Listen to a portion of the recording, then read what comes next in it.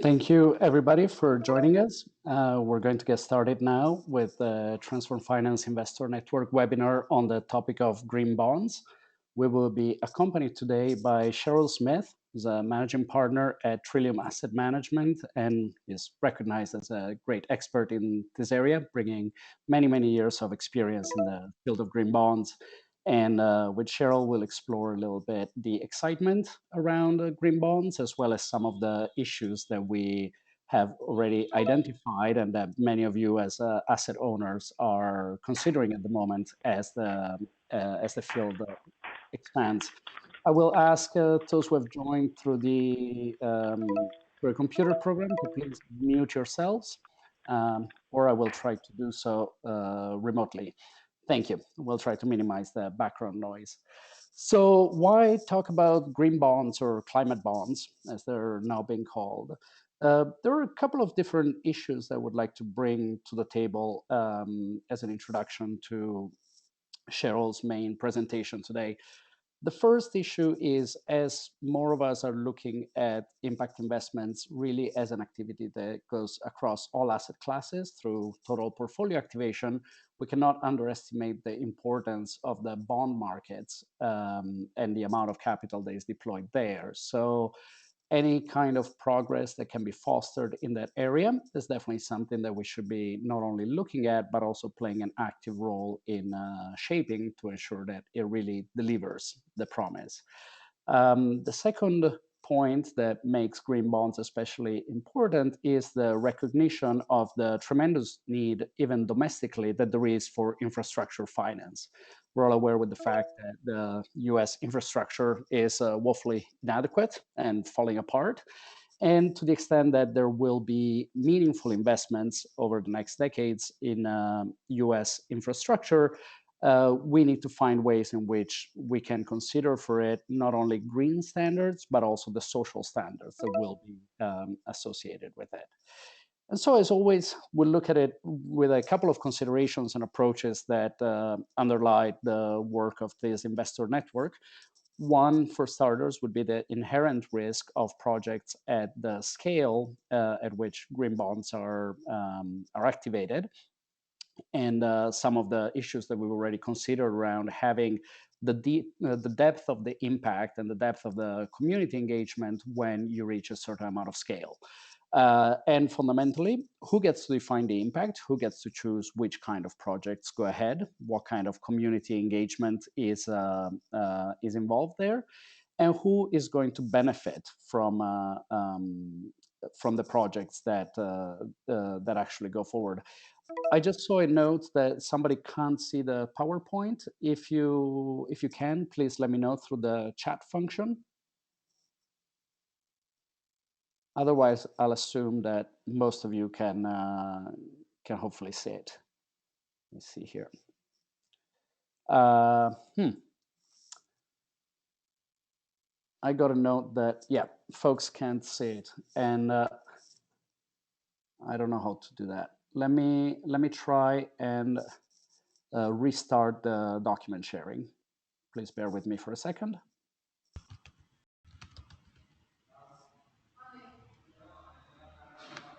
Okay. Can anybody see it now? Yeah. Okay. I see that a couple of people can see it. So, going back to our point, and if you've joined, if you could please mute yourselves, that would be very helpful.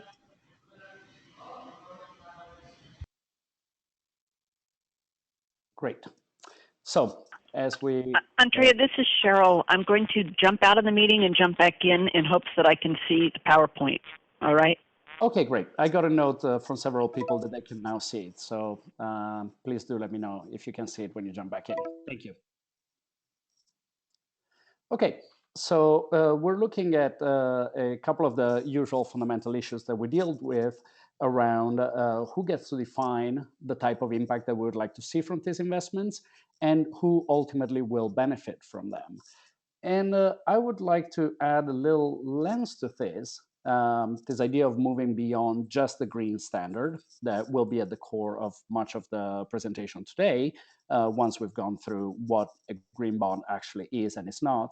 And it's this idea of high road infrastructure, or as we've seen it worded sometimes, an equity lens to green bonds. And by equity in this case, of course, we mean not equity as in stocks, but equity as in the just and fair inclusion into a society in which all can participate, prosper, and reach their full potential. So what is this idea of the high road infrastructure that the NRDC Center for Market Innovation has been moving forward with support and thought leadership from the Ford Foundation? Is the idea that green bonds should be accompanied to really have this positive impact on society by paying attention to the quality of the jobs that are created through the green bond funded projects, the procurement for all the activities that are ancillary to a green bond, and the consideration of community priorities and community benefit. Again, there's a big difference between, let's say, a major renewable project that goes to fund let's say, provide energy to an aluminum smelter versus a green energy project, most likely a green energy.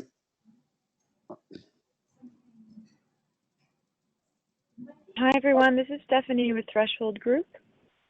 Hi, Stephanie. Thank you for joining us. Yeah, we're saying the benefit that accrues to the community itself, as in the case where a community gets electrified that previously did not have access to energy, and does so through a renewable energy source, versus the creation of renewable energy that simply goes to benefit an industrial aspect. So I would like us to just keep some of these thoughts in mind. Again, yeah, whose voices are heard in the process, who gets to benefit from them, as we look through the advancement of equity through some of these projects. And we can go into some of the examples from those. But now I would like to turn it over to Cheryl Smith, who's a managing partner at Trillium Asset Management, and who's kindly agreed to accompany us today to give us an overview of green bonds generally, and specifically of the two issues that we have highlighted around how to ensure that a project is actually green, and where we can see that there is a clear social benefit, or at least no social downside in the development of this green bond. So Cheryl, thank you so much for joining us. I'm delighted to have you. Thank you very much. And just have you given me control over the screen, because I'm not being able to move the slides yet? Let me move the first one for you when the time will come, and meanwhile okay, great. I haven't found you there. So thank you, everybody, for joining us. I'm very happy to be here, and I'm happy to talk with you. The work that Andrea has done in framing what the overall concerns are, I think, is very helpful. My first part of my presentation is going to be a little bit more on the technical side. Here's some definitions and so forth. Hold on a second. I'm hearing some feedback, so I'm going to do this directly. Hopefully this is a little bit better. Overall, the green bond market is something that has been developing over the past 4 or 5 years. And from our perspective at Trillium, we are an asset manager. We see a very strong need for green bonds that should make it possible for us to begin to finance the transition to a low carbon economy. So we see 10 trillion overall needed in the next 10 years to finance the transition to a low carbon economy. Whether the OECD number is around that, the climate bonds group number is around that.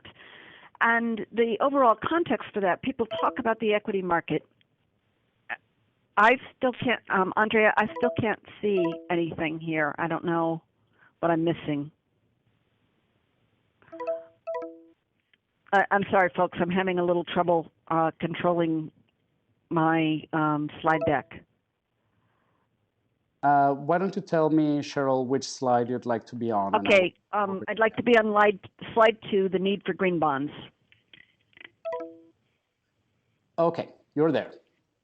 Okay, so overall, when we watch the news, we hear about the equity market all the time. We don't hear about the bond market. But in reality, the debt market, the bond market, is far bigger than the equity market. So for example, just to look at it in context and scale, new equity issuance in the United States, on average from 2001 to 2012, was just $31 billion a year, whereas new corporate debt issued in 2014 was $236 billion. So 8 or 9 times, and the global debt market overall is about $100 trillion. So if you go to the next slide, please. This is slide 3. The green bond market is also growing rapidly. When you think about the stock market, usually that's trading in secondary claims. So you're buying something that's already been out there. The amount of new issuance in it is fairly small. That's why we think that the debt market is a really good place to start doing the financing for some of the infrastructure. If you look at the chart titled Green Bond Market Growing Rapidly, you can see that this is worldwide, but put in US dollars, it's about $66 billion now outstanding, starting from issuance in 2012 of $2.6 billion to issuance in 2015 of $41.8. Now, it doesn't add up to 66 because, of course, some of the bonds have come due or come mature. To go into specifics, if we go to the next slide, what is a green bond? We use that term to mean a fixed income instrument, so it's a bond, whose proceeds are financing projects with significant identifiable climate or other environmental benefits. So greenhouse gas reduction, wetland remediation, water purification, those are just examples. But the key part is that they have to be identified. The person or the entity that is issuing the bond needs to say in advance, this is what it's going to go for, predefined use of proceeds. And the standards on this that the investor community is working with and the issuer and underwriting community is working with is that use of proceeds needs to be made very transparent. So you can go into the offering document, the prospectus, or the document filed with the SEC or whoever is registering the security and see what projects have been identified, and then also understand from the issuer what the mechanism is by which they're going to tell you how those projects are defined. If you go to the next slide, what makes a bond green? I have some references here from the Green Bond Principles, which is the underwriters group on what they want to call a green bond. The Investor Network on Climate Risk, which is a statement of investor expectations, people who are buying the bond saying, well, this is what we expect to see when somebody calls a bond green. And then the Climate Bond Standard, this is a group, nonprofit group in the United Kingdom that has another set of standards that includes things more than just what is tagged as a green bond, includes a lot of bonds on transportation and other issues that it views them as addressing some aspect of climate issues. So background reading to give you some more information on that. If you go to slide 6 on green bond characteristics, please. Cheryl, one quick question on this. These standards, do I understand correctly that they are mainly procedural more than substantive? Yes, they are definitely procedural, and we'll get to sort of a discussion on why that means that the investors who are buying this really need to do due diligence on the bonds. So you could have a bond, I think you referred to one that was maybe an aluminum smelter. It's making the aluminum smelter much cleaner than it was before. And so in some sense, that does address climate issues or it does address environmental issues. But as an investor, I still might not want to invest in it. So this is a set of procedures, very much here's what you have to tell the investor, here's how you have to tell it, here's what we'd like to see for the reporting on it. And if you follow all of these, you can call it a green bond. But that doesn't mean that every investor is going to want to buy it, nor that every investor should want to buy it.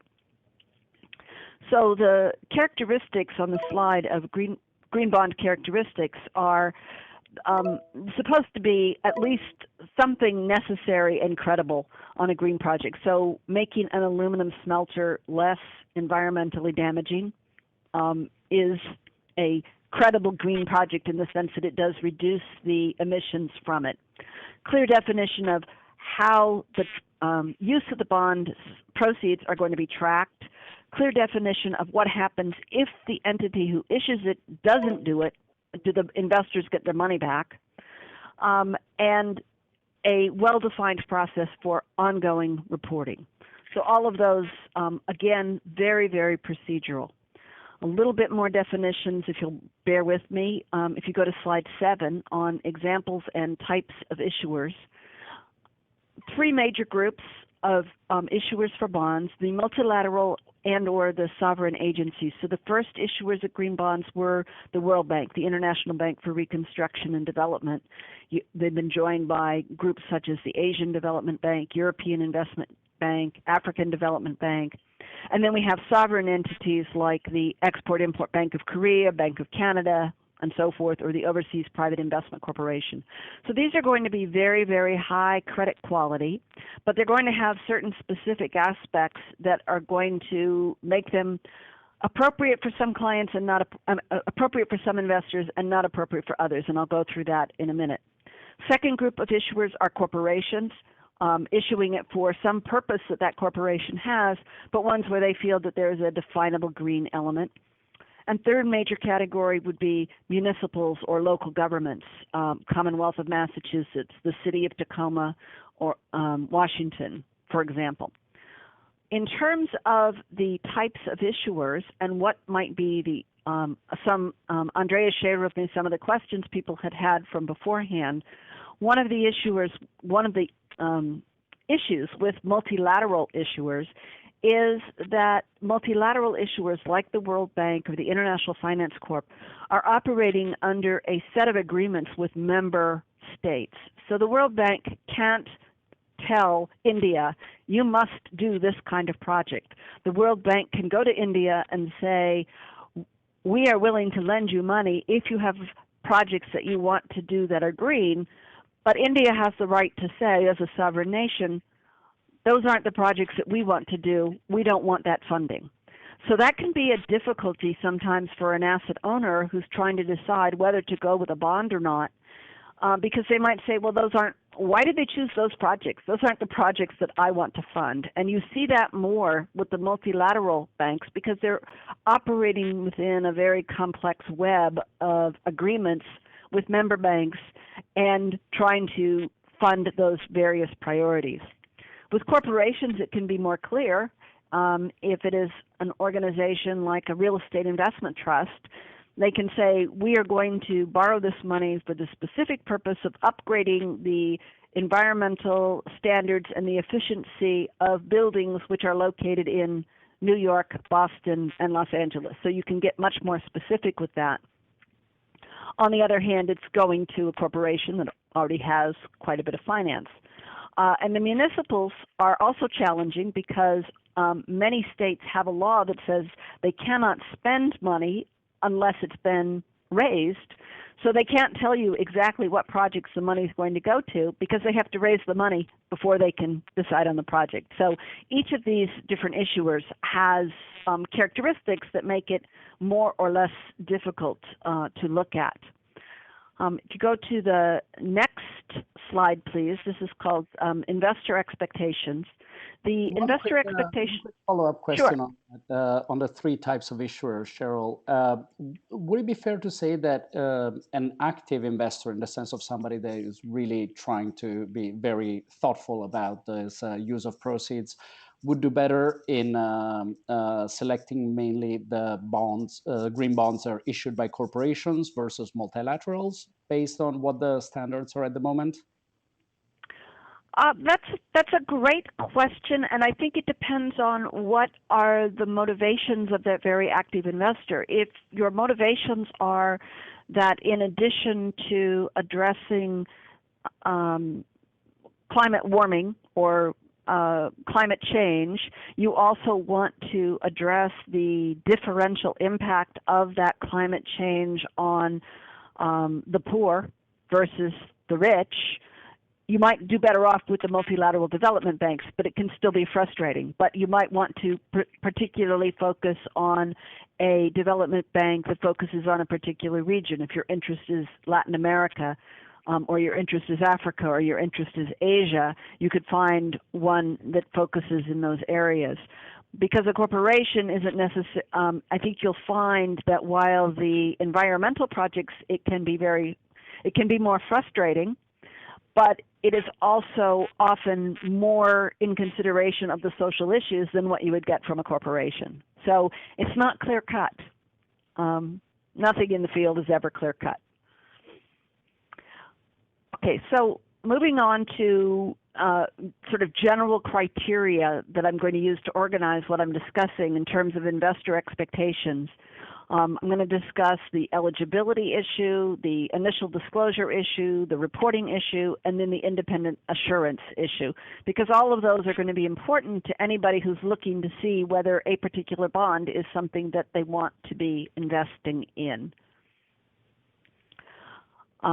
In terms of eligibility, and again, here we go back to that question of this being somewhat procedural, there's the green bond principles that I alluded to have a set of eligible categories. They have material positive net benefits for climate or the environment.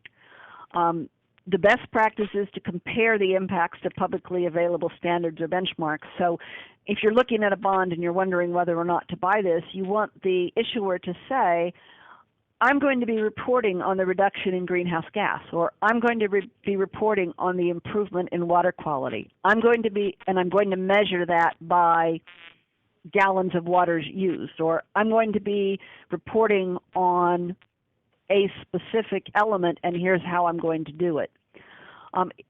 If a bond is not primarily climate focused, it still should in some ways contribute to conservation or reduce waste and pollution or enhance environmental quality and sustainable living. The issue here is that there are many, many different possible goals, all of which could contribute positively to the environment, but that there isn't a single good measure for it. It's very easy to measure the profit of a corporation. We have years and years of accounting standards that tell us this is what profit is and this is what profit isn't, and you measure it all in either dollars or euros or some other currency. To measure an improvement in climate, you can use greenhouse gas and greenhouse gas reduction for some types of projects, but that's not going to do anything on water conservation, for example. So you have people sometimes refer to it as an apples and oranges measurement, but I like to call it not just apples and oranges, it's apples and tables. They're not even both pieces of fruit. They're both, very disparate kinds of things. So one of the issues that has been going on is how are the issuers going to be reporting to us? How are they going to be letting us know? And are they using measures that are appropriate for the types of impact that they're trying to get to? Moving on to the next slide, the initial disclosures of proceeds. In the bond documents, we need the bond issuers to be telling us what kind of categories of projects are they going to use it, and what's their framework? Is it going to be decided by the vice president in charge of the environment? Is it going to be decided by a high-level person reporting directly to the CEO, or is it a very low-level person without any environmental knowledge who's deciding what goes in and what doesn't? That should be specified, and you should be able to look at it. It should also be telling us what the criteria for assessing the environmental benefits are, what the expected impacts are, and to give some sense that there's a reasonable time frame. They're not borrowing the money in 2015 and promising to spend it by 2040. They're promising to spend it by 2016, some reasonable time frame. And then they should also tell us what the process is for tracking these proceeds, not lend us the money and trust us, it will happen, but here's the process that we put in place to do it. And again, very, very, very procedural, but all things that are important for you as investors to be able to look at it and say, this is going to go to an investment of something that I want it to go to, or you can look at it and say, no, it's not. So going to the next slide, the big concern with all this procedural stuff around it is, well, how green is green? Just because it's labeled green means it meets those procedural standards. But again, you as the investor, you as the asset owner, need to evaluate whether those environmental or climate positive effects are going to outweigh any any possible negative impacts. So examples of this would be things like large-scale hydro, where you might be generating electricity, but it might create a very large methane release, or it might be displacing large numbers of people, or it might be putting a forest underwater. There's a large variety of ways in which you could say that the energy generated without burning a fossil fuel doesn't necessarily on net balance all of those other negative effects. Nuclear power projects also often an issue with that, waste energy. And then Andrea's example was the aluminum smelter. My example is improving the efficiency of coal-burning utilities. Might be a really good thing to do. In fact, I'm sure it's a really good thing to do to improve the efficiency if they're going to continue to burn, but you might prefer to put your money into something that has a more immediate impact in generating non-fossil fuel energy, for example. There is nothing in the green bond principles per se that would prohibit any of those projects, large-scale hydro, nuclear, and so forth. So it's up to the investor to look at what's being funded and say, does this meet my criteria? Going to the next slide, it also doesn't address the social impact issues. So there's no threshold for the effect on use of proceeds on indigenous populations. There's no effect for displacing rural populations or increasing economic inequality or decreasing economic inequality. Again, these are something that you need to be an educated investor as you go through and are looking to buy. Going to the next slide on the reporting. The overall standard is that issuers should be providing an annual update, and either an aggregate basis or a project by project. It kind of depends on what the scale of the projects are. If they're funding just a couple of large projects, project by project, but if it is something like the World Bank that may be funding hundreds and hundreds of small projects, then basically the criteria is that the reporting should be meaningful. And these reports should be publicly available. If they need to be something that you can search for either on an SEC site or on the issuer site, and they should be something that can be compared from one to another. Another big concern that's often raised is the concern about additionality. So if you do invest in a bond that is financing something green, you found something that you like, you found something that you think has positive environmental benefits and doesn't have overwhelming negative social impact or possibly has positive social impact, how do you know that it wouldn't have been funded anyway? That's the additionality question. And the answer is that you don't necessarily know that. It is the nature of the bond market that you're continually refinancing things that may have already been happening anyway, because they get funded for 5 years and then they need renewal, they get funded again for 5 years. So debt finance typically is addressing differences in the timing of cash flows.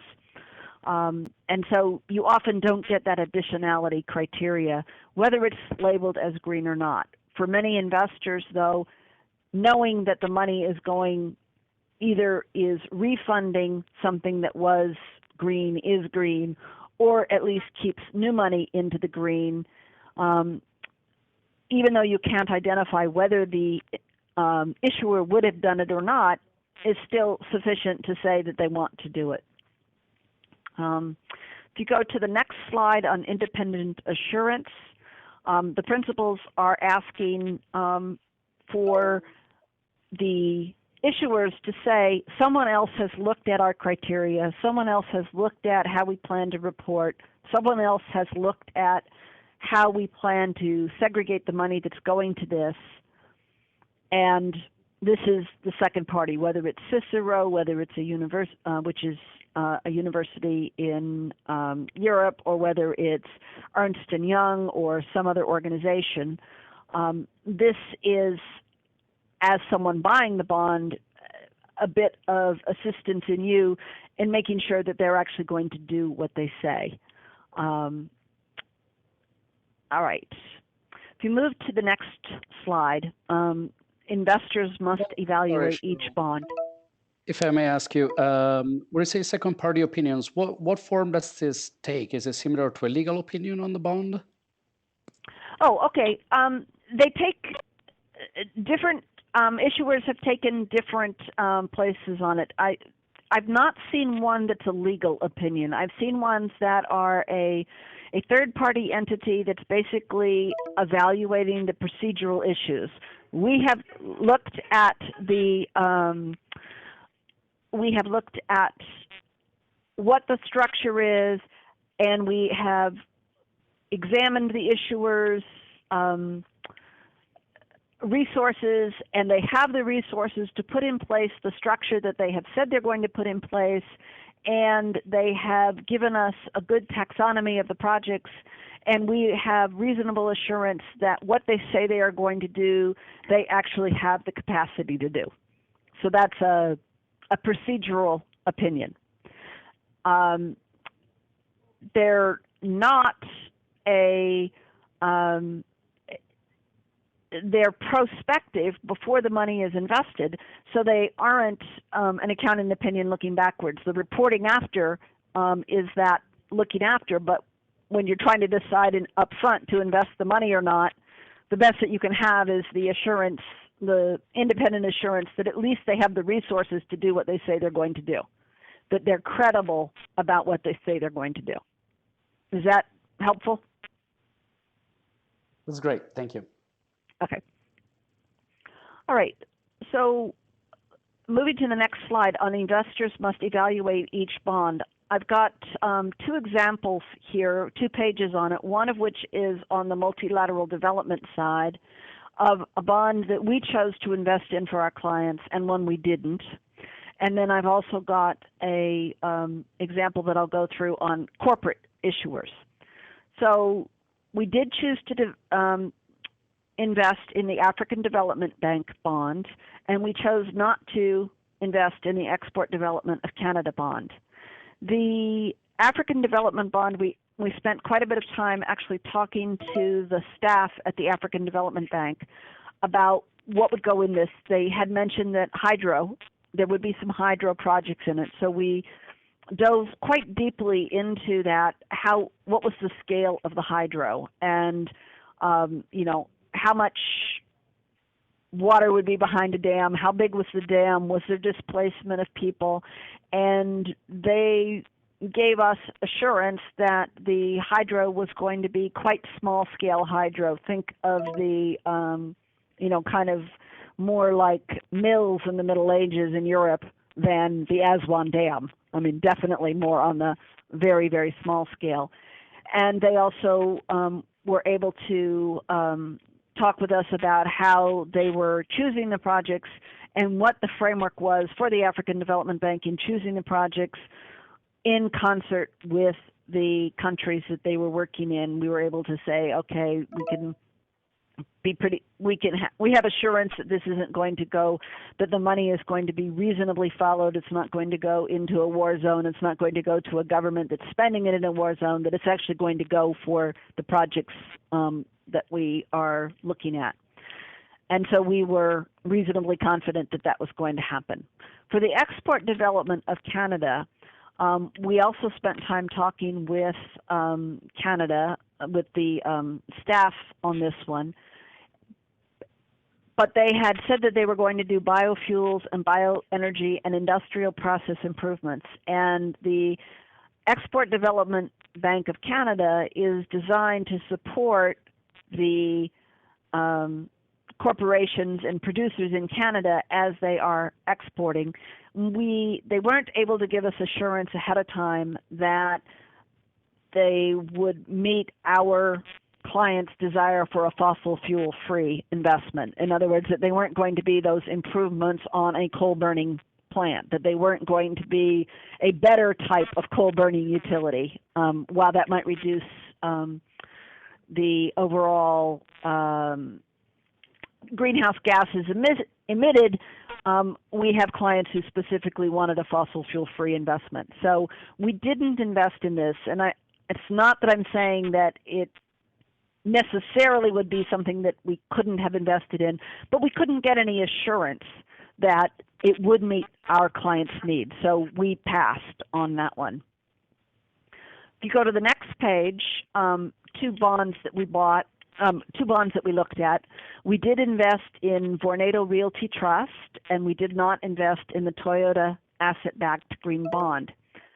Here it had more to do with what the structure of the bond was. The Toyota asset-backed green bond, we don't typically, for our clients, invest in asset-backed securities, so the structure of it was a bit off from us, and it was a very, very, we didn't feel that the yield of the bond was attractive to us at all. Whereas for the Vornado bond, we felt that the purpose was reasonable. They were using it, it's a real estate investment trust, and they were using the proceeds to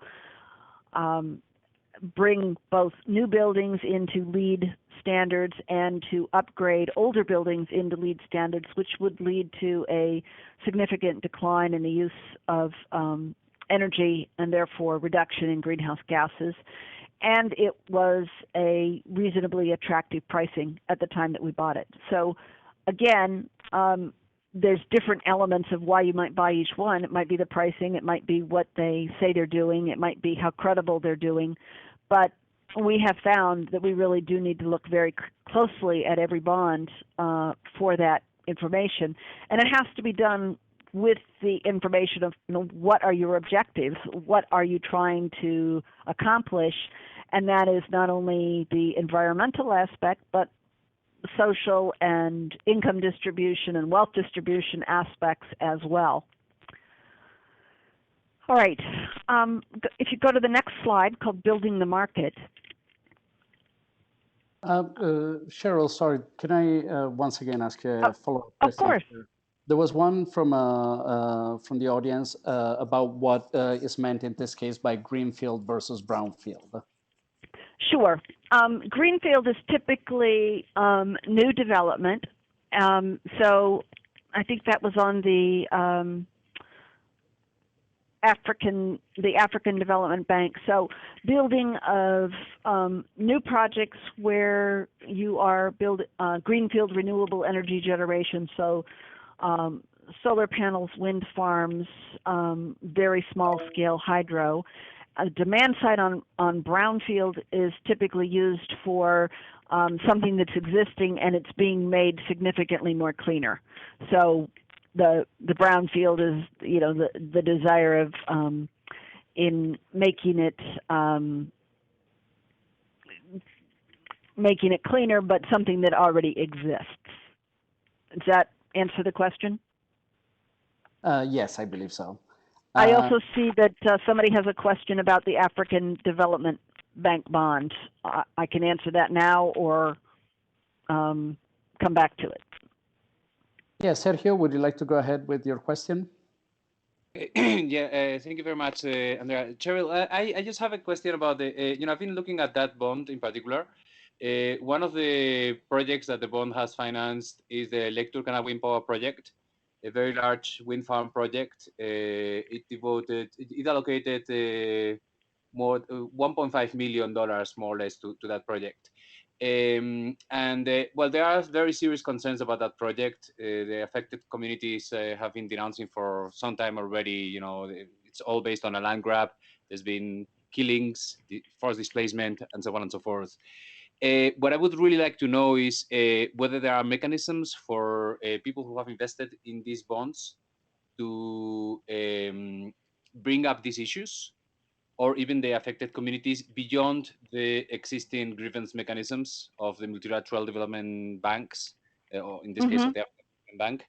And yeah, in general, I would, I would actually really be interested in continuing this conversation, but I understand that we are very tight on time, so maybe that's something for later.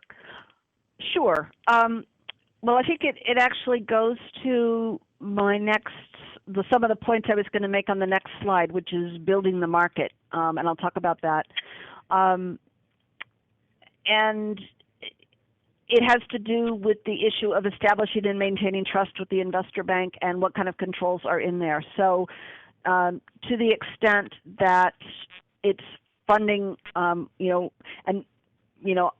I should say I should have had a better idea about that. We were looking at the large-scale hydro. I didn't address the issue of what was the funding on large-scale wind farm and a land grab, but that is something that we keep in touch with the issuer, and definitely a question that we will then go back to the issuer about. And I would like to get more detail from you on that. My overall point is that this is a new area, it's a new market, and people are figuring out how to do this. So part of the enforcement mechanism is if an entity issues a bond and they haven't taken care of that, that their next issue of the bond is not going to happen, or they're going to get a lot more pushback on it. So you have to think of it as developing over and through time as we learn. So like I say, I would like to know more about the issue that you raised. And the only comment I have is that that's something that as an investor, we have the capability to go to the agency and say, we have a concern about that. How are you addressing that concern? What will you do in the future to make sure that that doesn't happen? Or how do you address the what has happened? How do you go back and remedy that?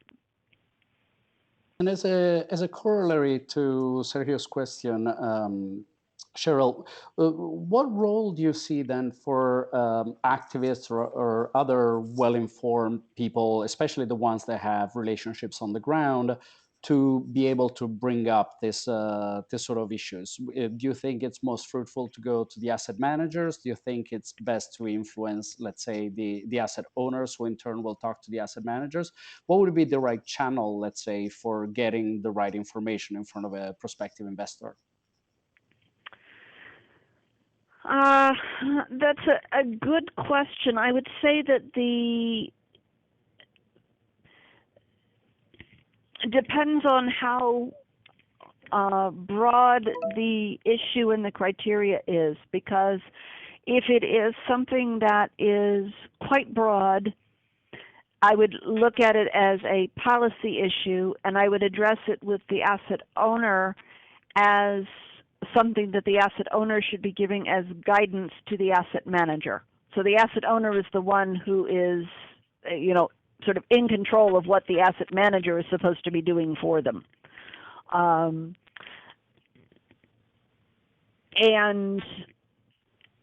I would say that there's certainly a broad number of investors, asset managers, and asset owners that are interested in participating in the green bond market. So on concerns like that, I think that addressing them through a group like the Investor Network on Climate Risk, or the UNPRI, or other groups like that would be a forum to bring the issue to a wider group and bring it up for discussion.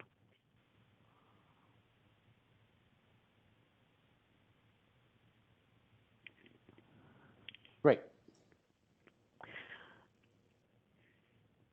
And those are, I think one of the questions Andrea shared with me before was, kind of concern about, well, how do you know that they're really doing what they say they're doing?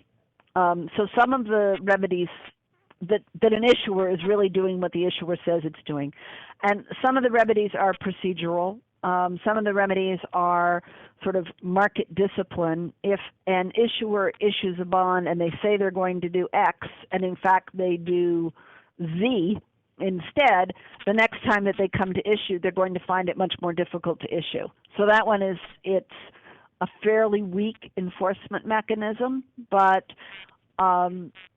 it does gather force over time, in the sense that an issuer finds it increasingly difficult to issue again if they haven't met the expectations on the first one.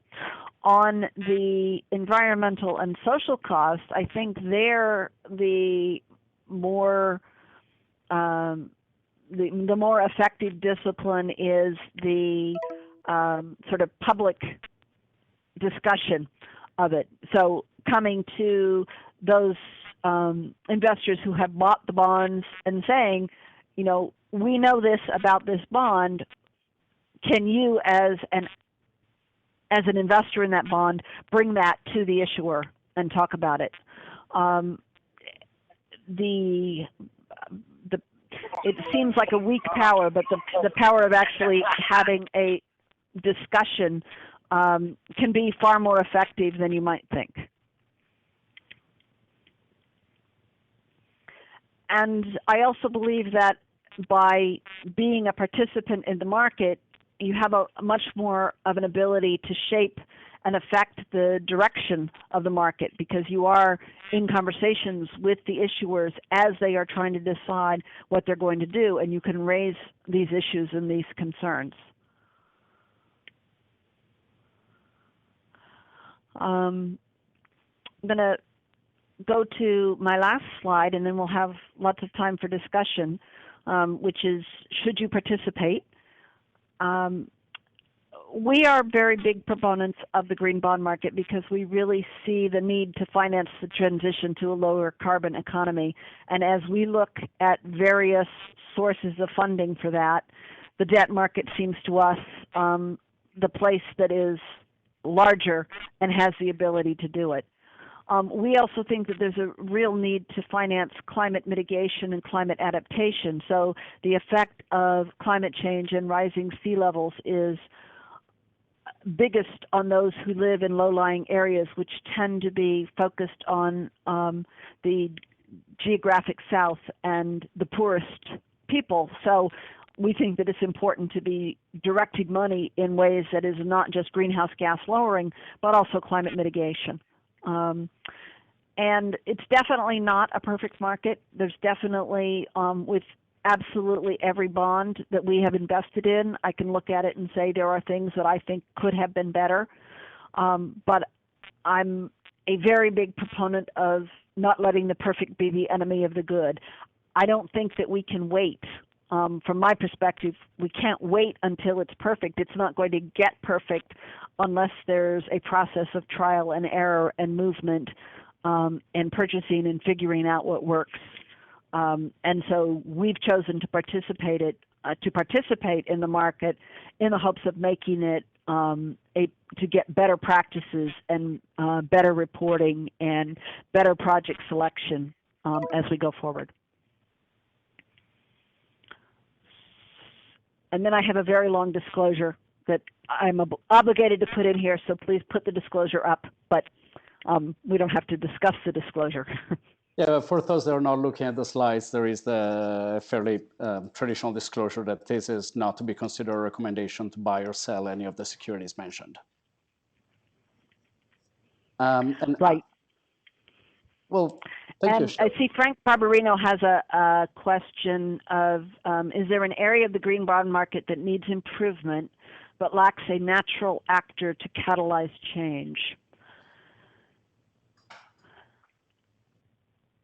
I would say some of the issues that we've been discussing in terms of social impact are certainly an important area, and I think I'm not sure whether it's a natural actor, but a actively participating investor who is concerned not only about the environmental aspects, but also about the social impact of what is being done on an environmental thing, can be very powerful. I think that that's going to be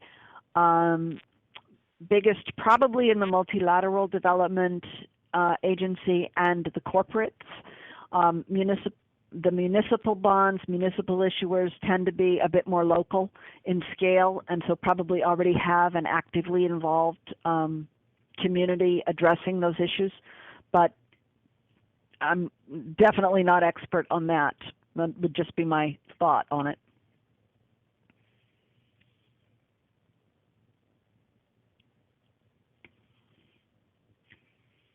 Great. So, well, thank you so much, Cheryl, for this presentation. I have a host of questions here, but I want to give a chance to everybody else to jump in as well.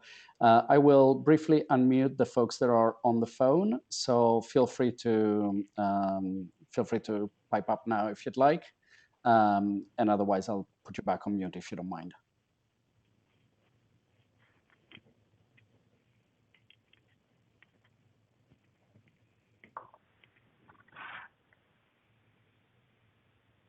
Uh-oh, I put everybody to sleep. Well, I know that we will wind up diving into some of the broader social challenges and how we kind of get the infrastructure together to try to create the best outcomes possible. I'm curious, in the short term, are there any really great examples of green bonds, of the types of things that we should be getting more excited about? And whether it could be from both a process and a product perspective, and particularly process, I guess, of cases where the balance of social environmental needs, perhaps looking on the development institution side, of any of those where you've seen that there has been kind of appropriate community consultation, consideration of social environmental needs, and then great project outcomes. I feel like I learn about these projects at a very high level, and don't know as much about what is the good work that is actually happening on the ground. Sure. I would say that I actually think the World Bank, the International Bank for Reconstruction and Development, is doing a very good job in this area. Not like it's not the World Bank of the 1970s and 1980s. I think that particularly those that are involved in the green development part are very, very seriously committed to trying to find projects that have a impact on both the green aspect, but also a positive development and positive anti-poverty impact. But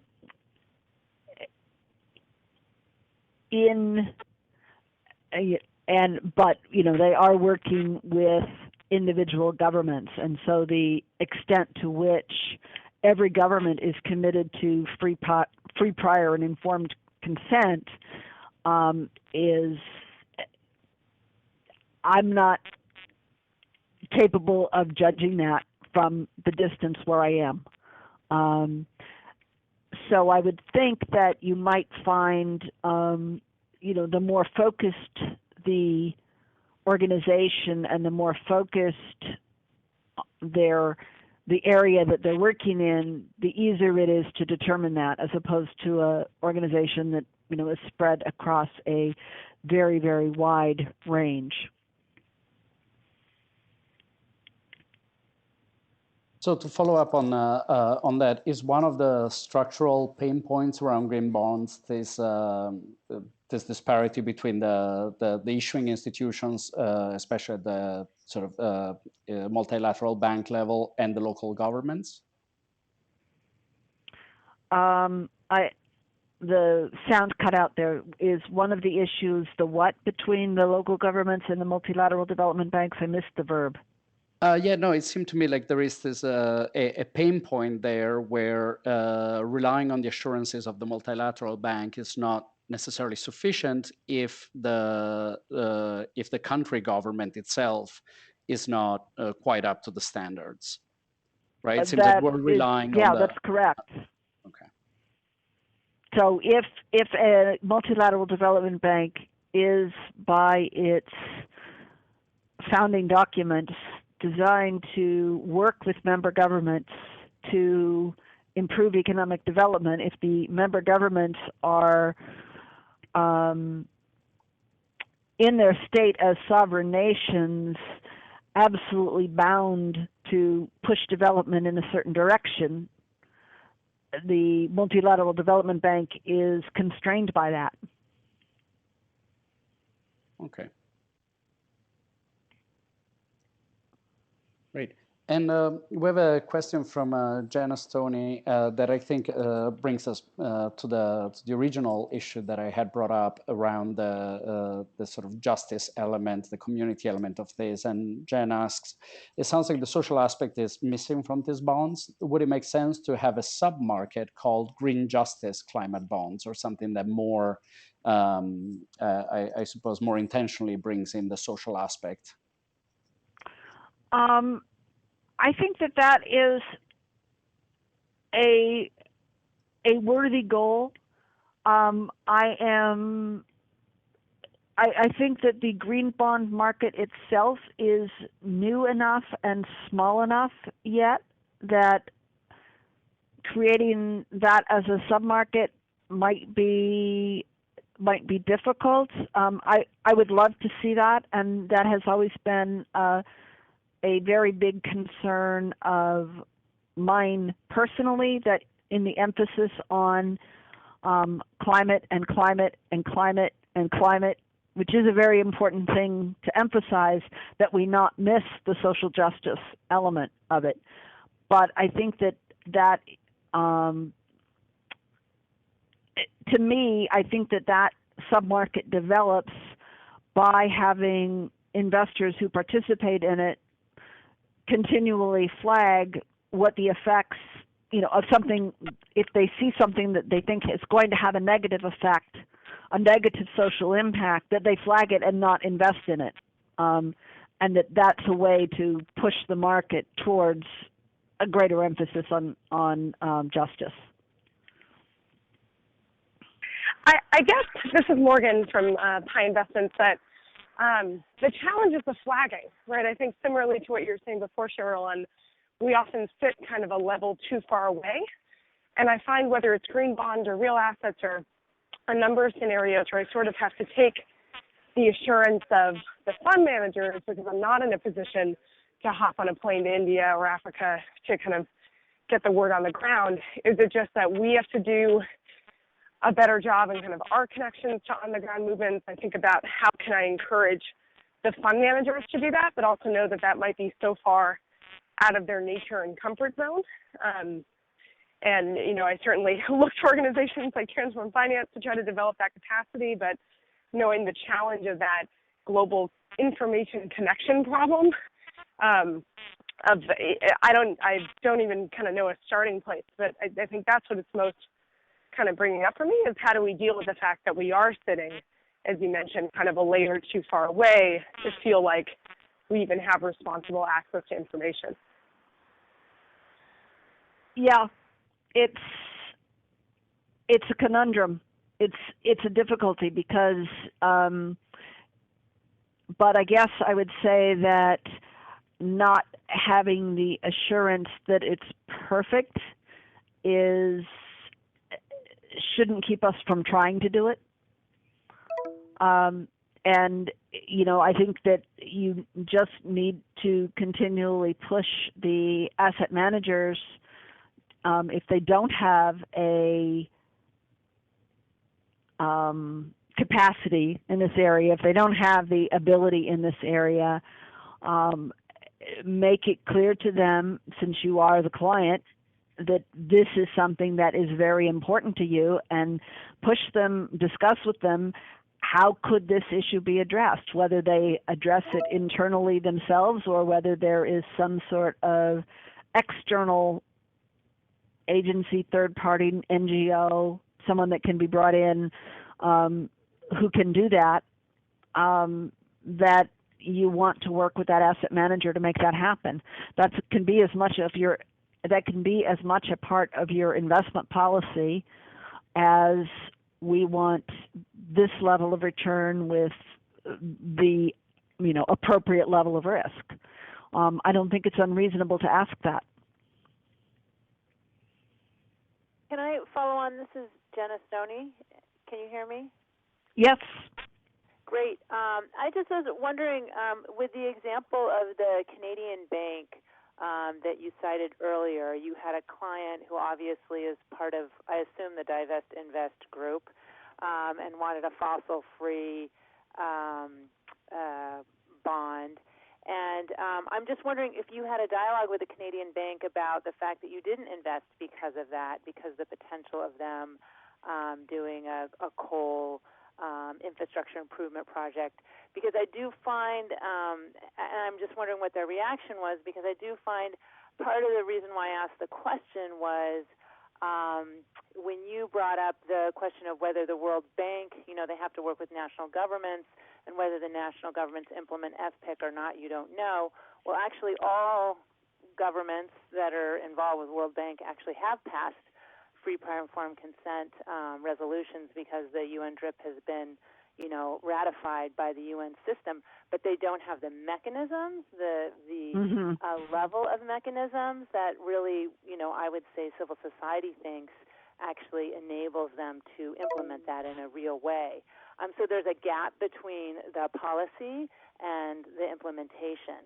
And so this is really where I'm struggling with the green bonds, because I think I totally agree with you about the opportunity, but I'm very concerned about the social justice aspect, and that's where my board is really focused. So I'm just curious about the engagement around the fossil fuel question. Do you think that's moving that dialogue, or are people saying, oh, no, we have enough people who want green bonds, and there's enough interest that it's not even really that interesting to them? I think that they heard it. They did not change that issue,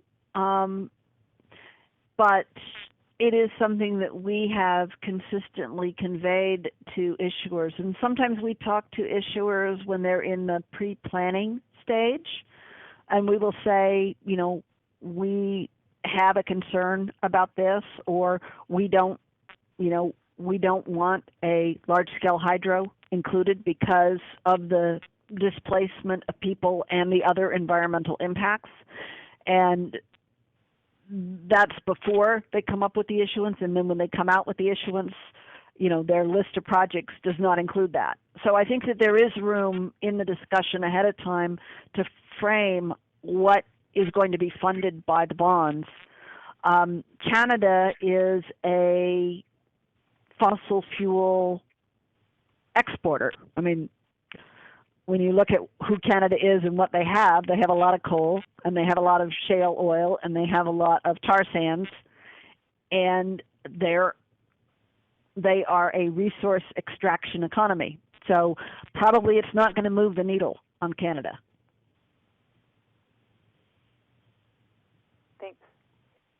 And bringing a couple of these strands together. So one issue again would be, who would these issuers talk to, right? Especially if there is the opportunity to engage with them at this pre-planning phase. I imagine they might be willing to listen to Trillium much more than they are to listen to NGOs on the ground. So how can we make sure that we can lift up those voices? Would the right way to do it to bring them up, let's say, to your attention, just to use you as an example? To our attention, or to for the NGOs, who are the asset managers that are working for the NGOs. State Street is quite involved in buying these. Breckenridge is involved in buying these. BlackRock is engaged in buying these. So those are some pretty big asset managers who might be managing assets for the NGOs. So I think it is it can certainly come through the ESG or SRI community to the issuers, or it could come through some of the more traditional asset managers who at least are starting to look at that market now. And I think that the leverage that an asset owner has over their asset managers is probably a lot greater than you think it is. Yeah, unfortunately, I was thinking of the type of NGOs that wouldn't exactly qualify as asset owners, but, okay. but I think it's a good, good Sorry. idea for the ones that do have assets, to try to use their voice with their asset managers. Right. So for the ones that don't have assets, then working, I would say the best place to work is with the groups involved in the sustainable and responsible investment, because those investment managers are already caring about similar issues, and so that's going to be your best place. Great. And going back again to Jen's point, if I remember correctly, Cheryl, during one of our earlier conversations, you had told me that most of these bonds are actually oversubscribed, right? Yes. Most of these issuances are. Okay, so from that standpoint, there might be enough appetite to have this subgroup, whether it's specified as such as a green justice climate bond, but if there is oversubscription, if it seems like the incentives are not quite there yet or there isn't this competitive element for the issuers to be the best issuer in the space, right? Is there something that can be done to increase that, to make sure that they have an intrinsic incentive to improve their practices? Oh, that's a good question, and maybe I could make sure that we have justice all over the world. I don't know how to do that. Come on. I'm not trying to be flippant. I'm just saying, yeah, I think that would be an excellent objective. I'm just struggling with how to create the incentives to make that happen. No, other than by continual. I mean, we keep focusing on transparency and disclosure as being, if people know what you're really doing, that has a tendency, in my mind, to push towards better outcomes and better behavior. Yeah, but I really meant it as a sort of investment field question. If the demand for investing in these bonds overstrips the supply, we don't have this incentive built in for somebody to be the best green bond issuer out there. So one possibility is just that as the field grows, there will be more competition in the same way as there was in the lead market, for example, right? Where you could say, okay, over time, the standard will naturally go up as bond issuers try to differentiate themselves. But for the time being, we are dealing with oversubscribed issuances. Yes, we are dealing with oversubscribed issuance, but I still think that reputational aspect is still important to the issuers. And so even though they don't have any trouble selling the green bonds that they're issuing now, I do think that it is important to them reputationally, and we could possibly push on that aspect.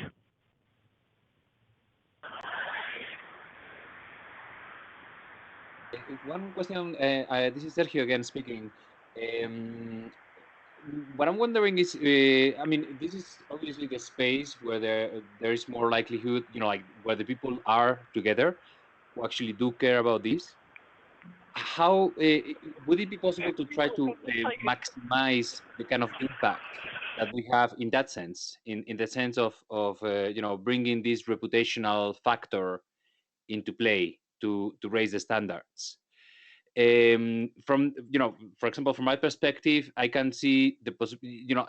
It would be, for example, very, very useful for people on the ground to know which are the kind of investors that are already invested or considering investing in green bonds and who are ready and happy to raise these kind of issues with the issuing institutions. And to spread this information to more of the groups that have connections at the ground, on the ground at the grassroots level. But in the absence of I don't know. I'm just thinking aloud right now, but I think it would be very useful to establish some kind of mechanism for making that connection, because this connection is very difficult to make normally. Yeah, I mean, I would say, representing investors on this call, that I imagine it's something we'd all be, quite happy to participate in. And it's just a question as to sort of who is the organizing force to that. But in terms of, so for example, we've actually signed on to other letters around Lake Turkana, but they were through different, not looking at the green bond side, but looking at other mechanisms. Actually, in the case of Google. So I think there is a fair amount of awareness on that issue. I really love the idea, maybe that's an example, but using it to raise the broader question of preventative measures so that we're not always kind of chasing bad projects after they happen. But yeah, definitely would be excited to support that, Sergio.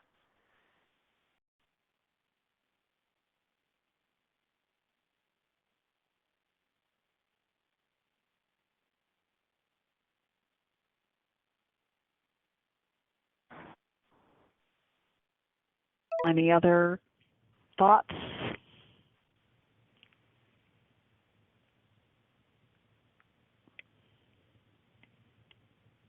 If that's it, I'll take the sort of moderator privilege of asking one more question if you still have patience for me, Cheryl.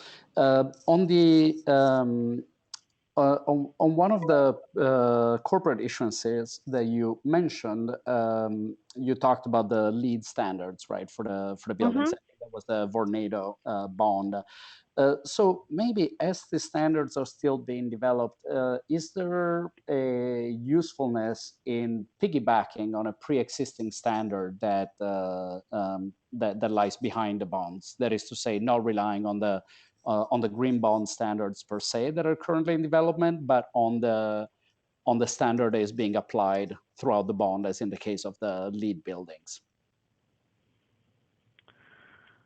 Can you elaborate a little bit more? I'm not quite following you. So What I'm saying is, the bond talks about having LEED standards, and then the green bond principles talk about there being just you have to tell us what you're doing.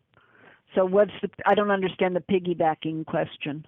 What I'm trying to say is, if one of the issues in this space is that the green bond standards themselves are still being developed and are largely procedural, it seemed to me while looking at the Vornado bond that you brought up, the one useful element of it was that it was relying on an underlying standard, right? So it had committed to the LEED standard. So you could have a green bond that is committed to, or rather is going to finance projects with highest levels of free prior informed consent, then you would be piggybacking on that and not relying on the green bond standards themselves. You would be using a different set of standards that is undergirding the entire bond.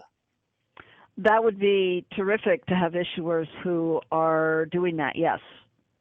But besides that case of Vornado, it's not necessarily something that happens often.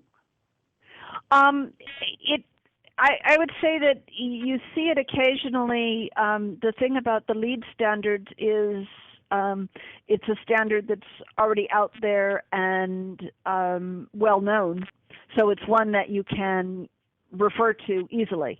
So on the case of free prior and informed consent, there's a standard of what that should be, but there doesn't seem to be a well-developed protocol, at least to my knowledge, of whether anyone is actually meeting that standard. Whereas for the LEED standards, they test how many kilowatt hours are you using of energy now versus what you used to use, and how much does it cost to, how many BTUs does it cost to heat the space compared to neighboring buildings? Einstein said, that doing physics was very easy and working on social justice was very hard, because in physics you have, it's easier to measure physical things, whereas things that are refer to social norms and social organization are much more difficult to measure. So just throwing that out there, as I think it's a great idea. The difficulty is in getting an identifiable standard that is a measurable standard that then can be used. Great. And hopefully, or I'm pretty sure actually, that will not dissuade this group from at least trying. I'm sure it will not. and I think that there are some good opportunities there, again, as we said at the very beginning, with this idea of high road green bonds in supporting the development of those initiatives that do take into account equity, the quality of the jobs created, the procurement around the green bonds. In fact, if anything, it might be easier to do so probably domestically or even at the municipal level than it is at this broader development bank type of issuances. So I would encourage everyone to look into that. I'd be happy to share some of the materials on that NRDC and Ford Foundation initiative around high road infrastructure investing.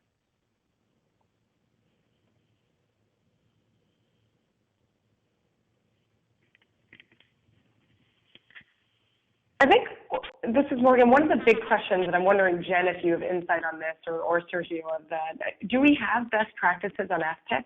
I feel like that, we get so many funds where they say they do it, and if we could be able to give them some sort of standard of this is what it means to do it right, would be really helpful. Like, does that report exist? Morgan, this is Jen. I don't know if that report exists. I think there's a lot of work going on in British Columbia and Canada on that particular issue, and so I think it's more state by state. I don't know if we really have a good handle on that, but I could be wrong.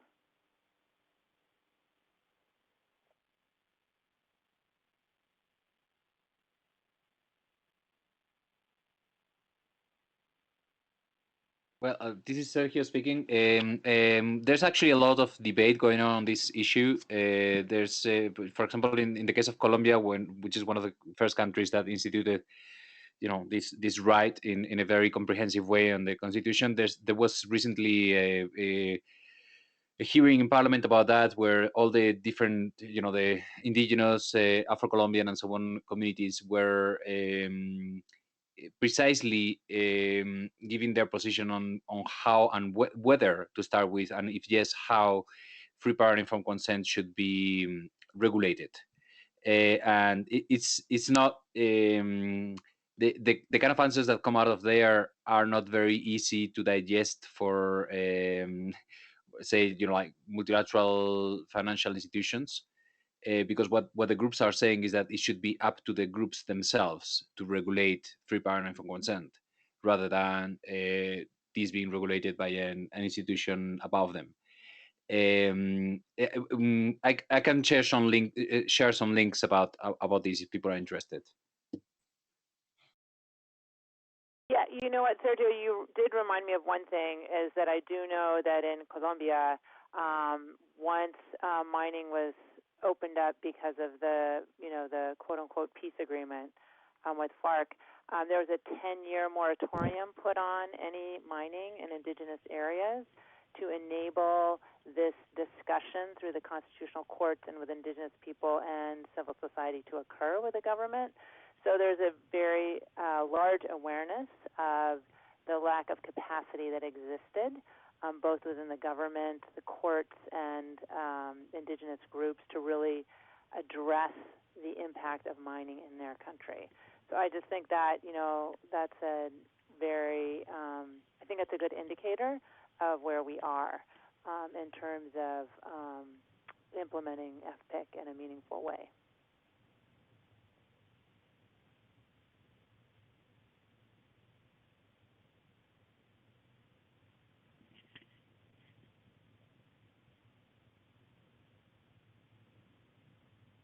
Great. So, good.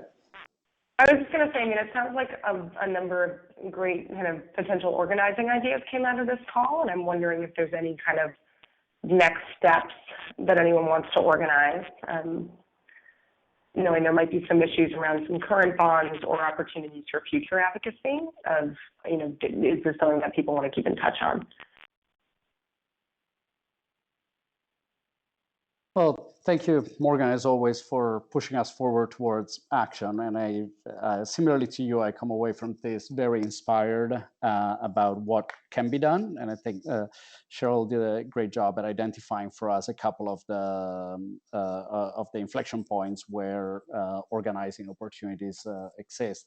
I'd like to look at it from the perspective of, pre-issuance and trying to get into those conversations where an issuance can still be influenced. And I think that would largely be a matter for advocates on those issues to be able to rely on both asset managers that might be in those conversations early, as well as asset owners that might be looking potentially at getting in on those bonds. And I think that finding some well-aligned asset managers such as Trillium might be a good way to open that conversation. I don't know, Cheryl, from your perspective, whether that is something that could actually, legally or otherwise, be done, where, say, as you're considering a particular issuance, you can be in conversation with some of the organizing groups for whom it might be a relevant issue. I don't see any legal issues with doing so. I'd also point out Trillium has a very active advocacy group that works on a range of issues, who would be happy to talk about these issues at length. We have a 4-person advocacy team that works with NGOs extensively in terms of deciding what issues to advocate on. We've done most of the advocacy work on the equity side, but I don't see a reason why it couldn't be extended to the fixed income or debt side.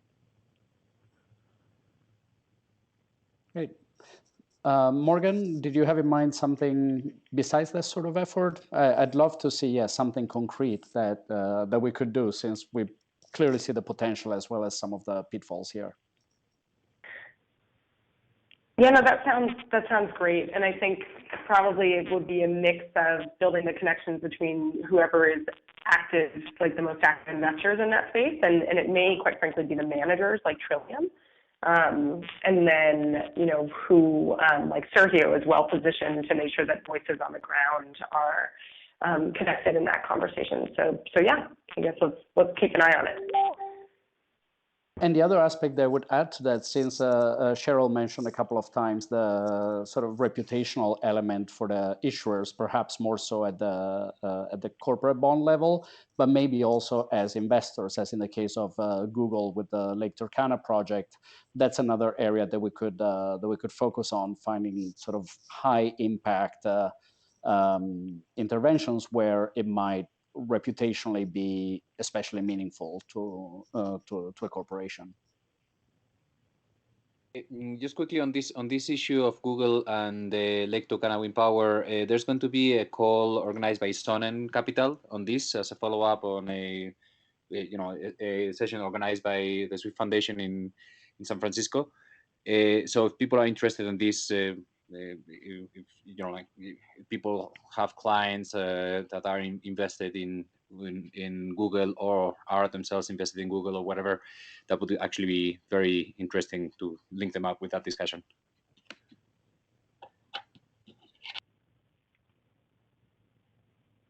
Great, very cool. And please feel free to share with me, materials or events or otherwise, and I'll make sure to get them out to this group. But it seems like there is a good sort of little bonfire of interest here. Wonderful. Well, thank you, Cheryl. It seems like rather than putting anybody to sleep, you've really awakened people to some concrete opportunities around this. That was fantastic. Well, thank you. It's been a pleasure to participate.